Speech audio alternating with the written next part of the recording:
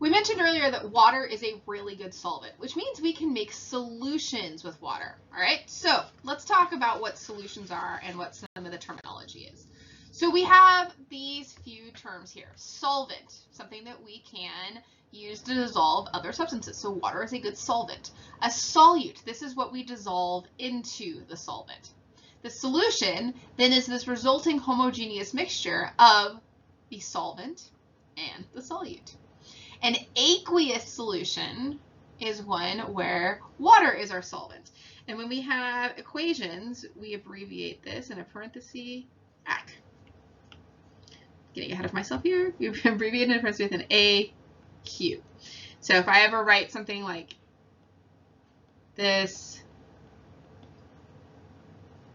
whatever, that means that the sodium chloride is an aqueous solution, so it's been dissolved in water. And water is considered to be a quote-unquote universal solvent because it does dissolve so much. So water, when we think about it as a solvent, there's all sorts of different places where water shows up as a solvent. Our blood plasma is an aqueous solution. Water, maintains a balance in our bodies. We can dilute things with water. Rainwater carries things. All sorts of different ways that water shows up as a solvent. Okay? When we talk about making solutions, we have this like dissolves like. Basically, we need to have similar intermolecular forces in order for things to dissolve in each other. Okay?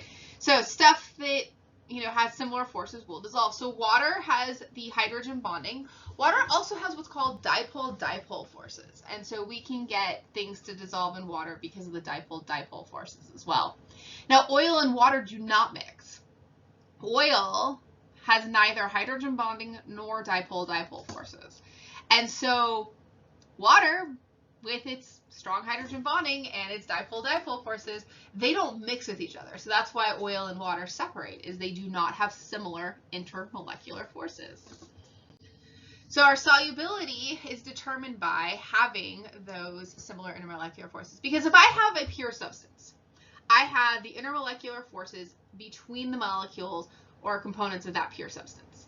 Okay? If I take substance A and substance B and I mix them together, now I've taken the interactions between molecules of substance A and other molecules of substance B, and the interactions of molecules of substance B and other molecules of substance B, and I've mixed them, and now I need to have interactions between substance A and substance B, okay?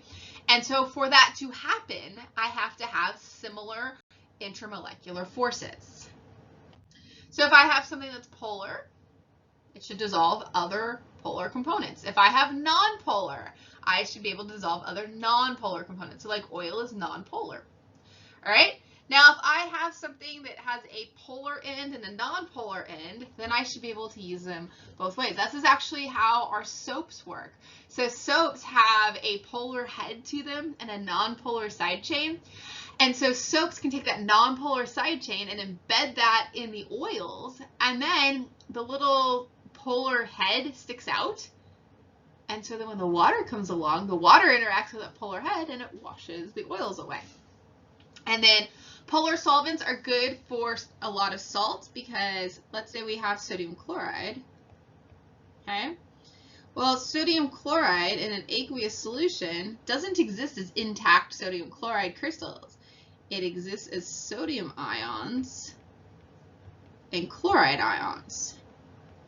And so if I have ions, I've got positive and negative charges. When I have something like water that's polar, remember, what we have is we've got a partial negative and partial positive ends to it. And so the partial negative end and the cation are attracted to each other.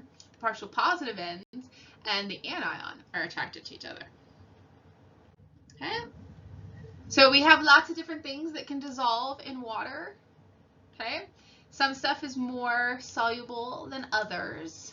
When we look at tap water, so this mineral composition of tap water, this is just one sample of tap water. If I test tap water in multiple different areas of even here in San Diego, I'm going to get slightly different results, because depending on where that particular area's water supply comes from, that's going to affect exactly what happens to be in that water. A lot of ionic compounds are soluble in water, okay? So basically, in order for something to be soluble, whatever's holding the molecule together, there has to be a greater attraction between the pieces of the solute and the water. So it's not always molecules. Usually if it's ionic, they're formula units. So we've got all these different ions. So whatever's holding the ionic stuff together, there's a force that holds it together. If that's stronger than the pull from the water, it won't dissolve. But if the pull from the water is stronger, then it'll dissolve. And so we have different degrees of solubility. So if I have compounds with sodium, potassium, and ammonium, those are always going to be soluble. Nitrates, those are always soluble.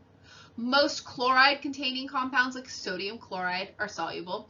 There's a few that aren't. Silver chloride precipitates out. That one's insoluble. And so we have all sorts of different rules, and there's a whole list of the way we can go through to assess whether or not something is soluble in water. Okay. So here, this is just a diagram of what I was talking about, where the anion is attracted to those partial positive ends on water, and the cation is attracted to the partial negative ends on water. Right? And so we get these interactions between our solute components, and we get our interactions between our solvent and our solute. And so when I look at covalent compounds, like some alcohols or sugar, most of them are not typically as soluble as ionic compounds, but there's a lot of covalent compounds that can hydrogen bond. And so those are soluble because they have areas that can hydrogen bond. And so if you got strong hydrogen bonding within water, and then you introduce something else into the water that can hydrogen bond, then that stuff will typically dissolve into the water as well. Okay. And so like methanol has hydrogen bonds, water has hydrogen bonds, and so if I put methanol in water, now I have hydrogen bonding between the methanol molecules and the water molecules. If I have something in solution that has a bunch of ions, I have mobile charge, since ions are positive or negative. And so mobile charge means I can conduct electricity. If I have a strong electrolyte, like something that's very soluble, like sodium chloride or a strong acid, I get a much brighter light bulb. If I have something that is weaker, if I have something where I only get a little bit that dissolves into the water, as ions, I don't have as much mobile charge, and so my light bulb lights up a lot weaker.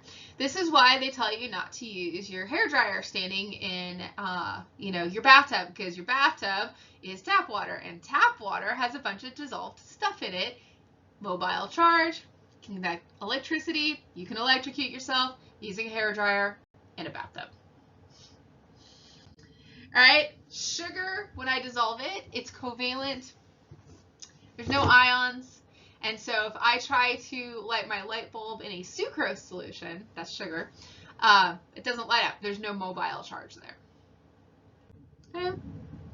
And so distilled water, no ions. Solid crystal, no ions. I dissolve that soluble ionic compound in water. Voila, I have ions, I have mobile charge. This solution is considered an electrolyte. And now if I put a light bulb in there with a conductivity apparatus, my light bulb lights up really brightly.